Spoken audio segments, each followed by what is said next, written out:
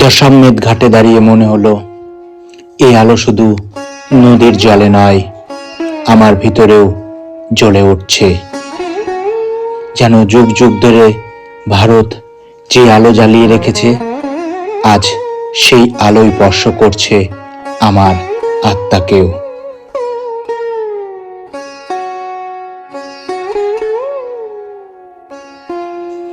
এই আরতি শুধু এক রীতি নয়, এ এক আহ্বান নিজের ভেতরের অন্ধকারকে চিনে তাকে আলোর পথে নিয়ে যাওয়ার।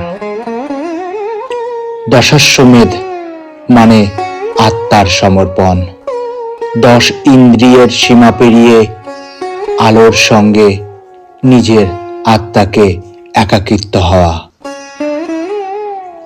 সেই মুহূর্তেই বুঝলাম ভারত ভ্রমণ আসলে বাইরের কোনো যাত্রা নয়, এ এক অন্তরের সফর।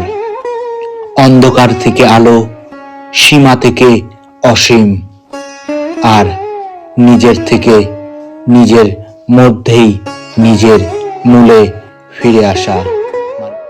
দশাশ্বমেধ ঘাটে যখন জীবন উদযাপন হয়, তখন কোথাও নীরবে জ্বলছে আগুন, যা মনে করায় প্রতিটি সূর্যাস্তের পরই নতুন প্রভাত।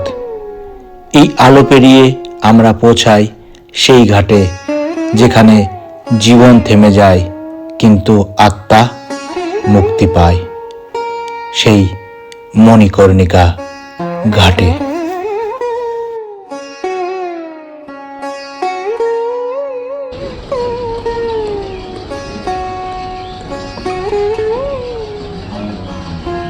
এই আগুন পৃথিবীর প্রাচীনতম আগুন। হাজার হাজার বছর ধরে এই আগুন কোনোদিন নেভেনি।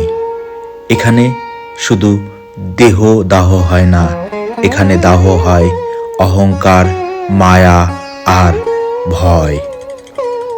পুরাণ বলে, যখন মহাদেব সৃষ্টির রহস্য বুঝতে নেমেছিলেন, তখন এখানেই দেবী পার্বতীর কর্ণফল অর্থাৎ কানের দুল পতিত হয়েছিল। সেই মুহূর্তেই মহাদেব বলেছিলেন, যে এখানে শরীর ত্যাগ করবে সে পুনর্জন্মের বন্ধন থেকে মুক্ত হবে। তাই এই আগুন শুধু মৃত্যুর প্রতীক নয়, এই আগুন মুক্তির আলো।